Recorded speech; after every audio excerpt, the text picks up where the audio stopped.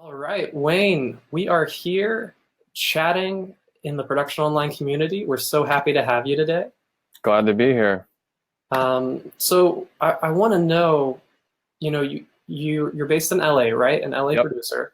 correct. Um, where did this all start? Like your passion for music, Yeah, kind of yeah. It this started, whole journey. yeah, when I was a kid, I played in orchestra in elementary school and middle school, and I had a really inspiring teacher, and when I was a kid, that movie Mr. Holland's Opus came out, and it was like this high Yeah, school music teacher who was super inspiring and cool. And so I sort of had a couple teachers when I was a kid that were kind of like the Mr. Holland vibe. And my orchestra teacher was a bass player, and I was a bass player, so we kind of connected over that. yeah, And then yeah, I kind of fell in love with producing when I did my the first EP with a band I was in when I was like 14. We went up to a really big cool studio, and I kind of, I don't know, I got bit by the bug, I guess. yeah. So that was Wow. 19 years ago. So And so you've been producing music ever since. ever since just in my parents, extra room when I was a kid, and then moving to Portland. And yeah, it's been a journey, as it always is, but it's just something that I will do no matter what. I've Yeah. always really just loved creating and loved, helping people create music. So That's awesome. And yeah. you produce now out of your own studio, right? Yeah, so I'm sitting in it right now. You can see part of it here, in the heart of Hollywood. It's called Selma Studios, and it's a very simple space. There's a coffee table back here, some guitars, a couch, and there's a vocal booth over here, which you probably can kind of see the door. Yeah. And yeah, it's a very simple space. So especially with the hybrid production concept, it's a lot of it's based on limitations, which I think we all Yeah. face, in production, like our Yeah. space, our gear. So yeah, so this is the space where I do my thing for the most part, and go out to track live drums in other studios, but pretty much do everything but live drums here. So Awesome. That's incredible. And so, guys, as you're watching and tuning in, if you have any questions for Wayne, feel free to comment them below. We can see them and we can kind of give you an answer. We'll let Wayne weigh in on his professional expertise. And I mean, you've been in this for 19 years, so I'm sure you've been through a lot of different studio environments, yeah. experiences working in the box, out of the box, live in the room. Hmm. What's kind of what have you likened over the Hmm. years? Yeah, I think the biggest thing that I've learned is to keep things moving. So I have worked in big studios, like on consoles, a lot of outboard gear, and you know, um, tracking that way can be really effective if you've got your ideas really well fleshed out. So there's really not a lot of, I don't want to say it's not creative, but it's like you kind of know the part you're going to come into play. But I feel like now in 2018, it's really a lot of times you're creating parts, you're writing parts of songs, you're doing any step of the process all the way till the mix is done, Yeah, So you may rewrite the bridge or the lyric, or like add a harmony to the last chorus, the day before you go to mastering. yeah, So I found that really having everything set up and dialed in has been the most effective to keep me moving, and also to keep the artists and the writers I'm working with just excited. I don't want anyone yeah, having to sit and wait for 10-15 minutes while I mic something up and get a tone. So I have a guitar amp mic'd up in my booth, a vocal set up all the time with my vocal chain. I have DIs and everything out here, and everything's just kind of like ready to go. ready to go. And that is probably huge in your inspiration as well. We just had a question come in on where do you find your musical inspiration? Do you Mm. follow certain artists? I mean, there's got to be a secret there as to where you pull that from. To be honest, I just get it from my friends. A lot of people that I get ideas from are people that aren't music producers, and they're not songwriters. Mm, Just friends that I talk to who are in another, like I go running with a group of guys like once a week, and there's probably like 10 of us, and there's a lawyer, and there's a graphic designer, and there's a nurse, and there's all these different people in the group, which is really fresh and it keeps it interesting. So when I hear what they're listening to, that's the stuff that oftentimes I haven't heard of, yeah, because it's not something I'm finding just through my normal sort of Spotify stuff or just other producers come through. So it's either friends like that aren't in music, or I just do a lot of coffee hangs here at the studio in the mornings with other producers and writers and just, what are you listening to? You know? So it's always just personal referral or reference, honestly. That's really cool. And speaking of Spotify, you've had some singles that have rolled out on Spotify, right? Yeah. So there's been a few. So there's one girl, Bailey Baum, that I did a big portion of my hybrid production series on the one song OMW, which came out last spring. And that was cool. And it came out independently, but did well. Got on the Fresh Finds Spotify playlist, which was cool. And then we did another song in the fall called Easy, which also got on that playlist. And then the first song that we released last year, a cover of the Elvis song I Can't Help Falling in Love, got on some cool playlists around Valentine's this year. So that's been kind of fun. I've also done a project called Window to the Abbey that we've released 2 singles that have done pretty well last fall. So yeah, I'm a total believer in the Spotify thing. I know there's a lot of opinions about it. There's a lot of, supporters and naysayers, but it's been effective in just helping me build something, especially with independent unsigned artists. Yeah, and since you produce those independently, do you have any tips as to kind of any hurdles that you had to jump over to get that actually out into the market on Spotify? Well, and for people listening? Yeah, I use DistroKid. I'm a firm believer in DistroKid. I know there's TuneCore. There's a lot of different ways to get your music out there, but I think DistroKid's really cool. It was easy for us to get those artists verified. The little blue check mark, which everybody wants. And also, I think they have a good way to connect with Spotify for artists, so you can see all your stats and where your plays are coming from. And so I think DistroKid's really cool. It's simple, it's easy. You can get music up quickly. I think the biggest thing is just having a really conducive, tight brand from everything from your Instagram, your Facebook, all your handles, all your names. Of course, we kind of know this should match, but in Bailey's case, she did a really good job of curating all of her posts on Instagram for 2 or 3 weeks leading up to the release. It all had color and style match with the artwork of the single, so she kind of did her own little bit of kind of social marketing leading up to the single release, which I think helped.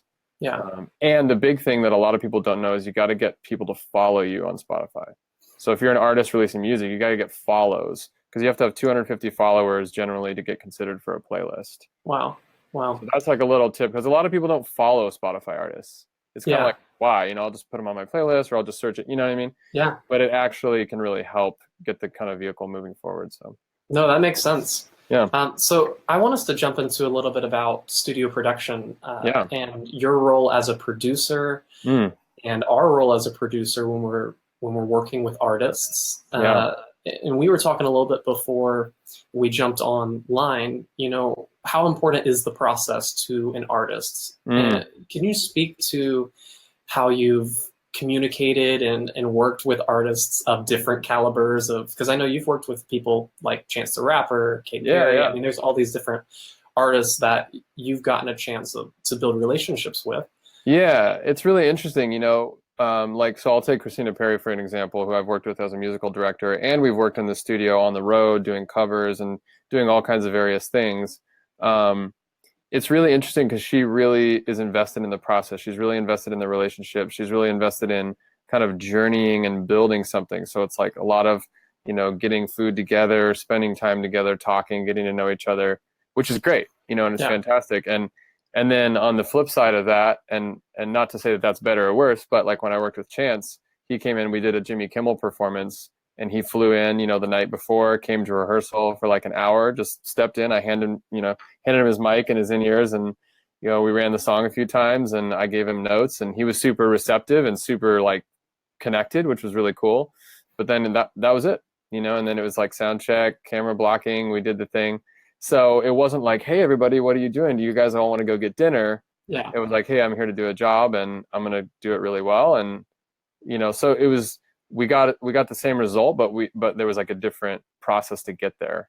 And I think it's really similar in the studio. Some people say, hey, I've got 2 hours. I want to come in and cut a vocal, make sure everything's ready. And then I need to leave, and you can do your thing. You can produce, you can add stuff.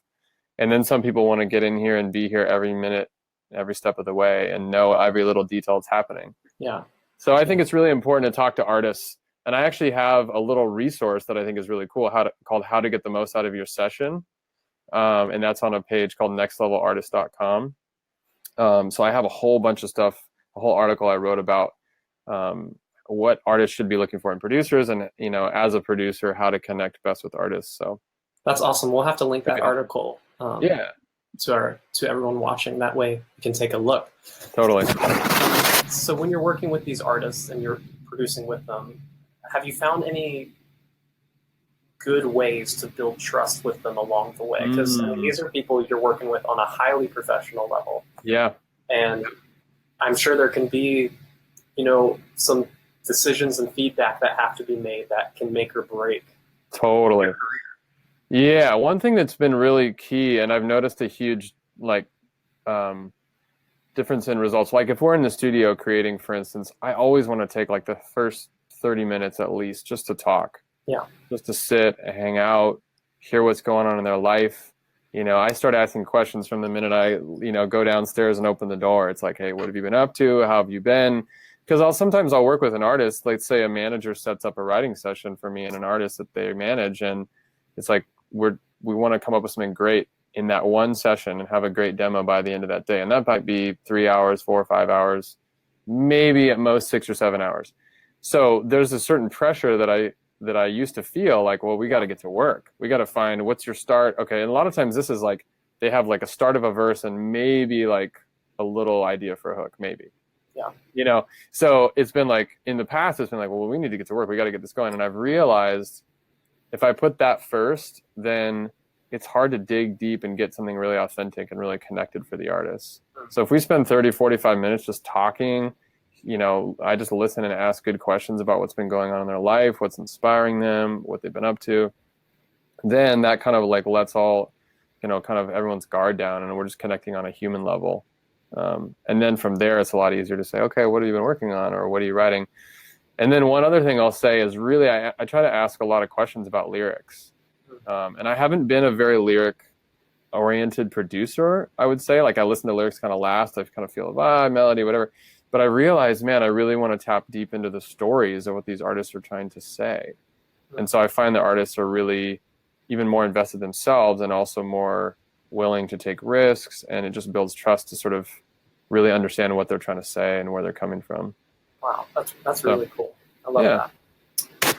So you do a lot of in-the-box producing. Have you kind of mastered a workflow that you can share with us as to, you know, I know you said you have a bunch of DIs ready to go.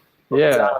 I mean, do you have any pieces of gear that you're like, I couldn't do it without this? Yeah, there's a few. I mean, without being able to exactly show you in the moment, I could post some pictures if anyone's interested on my Instagram. I could post some story slides or something of my racks and stuff like that following this, or I could send you some pictures. But I have a UA 6176 channel strip, which I love. It's a tube pre, and then it's, you know, the solid state 1176 style compressor on the right. And I really like that piece a lot because you can separate the two.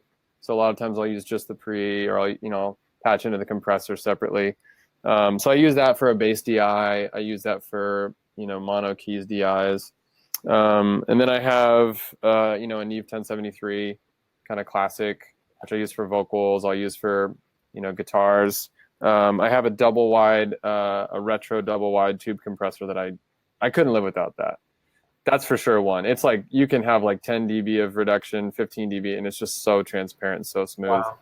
So that's kind of awesome because as we were talking before, like I'm just trying to keep the train moving at all times. Yeah. So I'm not taking too much time, to be honest, to be like, well, what's the, you know, I've got as many set it and forget it pieces as I can, which seems funny. You'd think at this level or at this time, I'd be so nerding out about like, well, I got to just cut this little bit of EQ and I got to, you know, adjust this attack and release time. It's like, I've got two settings. I've got my slow setting for like vocals and bass, and then like on a compressor. And then I've just got like my faster settings for percussion and guitars. And it's like, I just want to be able to turn like one or two knobs quickly because, to be honest, no one else in the room cares. You know? It's, you have a short amount of time with them, and your real, you know, finesse happens after they're gone. And totally. Time to mess with it and actually work with it. Yeah. And so I try to find a way.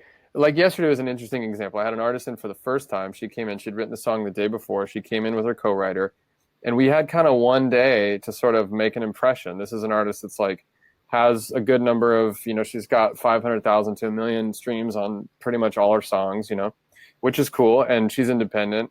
And so it was like, hey, I want to make an impression. I want to work with this artist going forward. So it was a balance between digging in a little bit to certain details that really impact the vibe. And then again, like you said, leaving certain details till after they leave. Yeah. So that's just a process of kind of trial and error. But I realized if I could get a synth sound, and this is sort of a dark pop sort of, Billie Eilish, like, synthy, kind of modern dark pop thing. I was like, if I can get a really cool synth vibe, a drum thing, a loop, a beat of some kind that's inspiring, that's cool, and like a bass line, then we can track the vocals for the whole thing. So I just spent like an hour getting like a cool synth vibe, getting the arrangement, blocked out in Pro Tools, which I use Pro Tools, kind of old school, but and then it was like she could jump in the booth, and she had enough of a vibe, and that's why I kept checking in with her, like looking back, like, hey, is this a good vibe? Do you feel this? Because you really only need like 2 or 3 elements to catch a really strong vibe. Yeah, because that vocal performance can still perform well totally under that. So, but if it's just a piano, like at first we kind of just had a piano and like a little bass thing, and it was like it just didn't have enough vibe. It didn't feel right. Yeah, it didn't feel. Yeah, there wasn't enough, and that's the thing. Like a lot of times we're trying to get a really beautiful, well performed vocal take or takes. In this case, we tracked like all the harmonies, all the background vocals, all the ad libs, like everything in like 2 hours, and then she had to leave. And it's like that's probably the only time I'm going to see her. So she doesn't have the benefit of coming back. And a lot of times I have an artist come back and sing after the production's done so they can hear everything and have the energy. But this is like the thing of trial and error, being like, okay, this section needs more energy. I know there's nothing going on to tell you that in the track, but later there is going to be. Yeah. Wow. So having the forethought, and I've just learned that by failing many times. It's like, cool, just sing it, and it's like super low key vibe, and then you had a bunch of production, like, oh, this vocal's totally not matching the energy. Wow. So. Well, you just mentioned that you are still on Pro Tools, which we love Pro Tools. We're Pro Tools fans. But you said that like you would rather be using something like Logic Pro X. I mean, well, it's interesting. I love Pro Tools. I use Ableton for all my live stuff. Okay. So whenever I'm MDing, like I have an MD session coming up after this, and everything's in Ableton. So the cool thing about that, of course, even for this artist I'm working with, and she's on this label 300, which is cool. We're putting together like a 6 or 7 song set for a showcase tomorrow for the label. And so I've got all the stems, and I produced and co-wrote a few of the tracks with her, which is cool.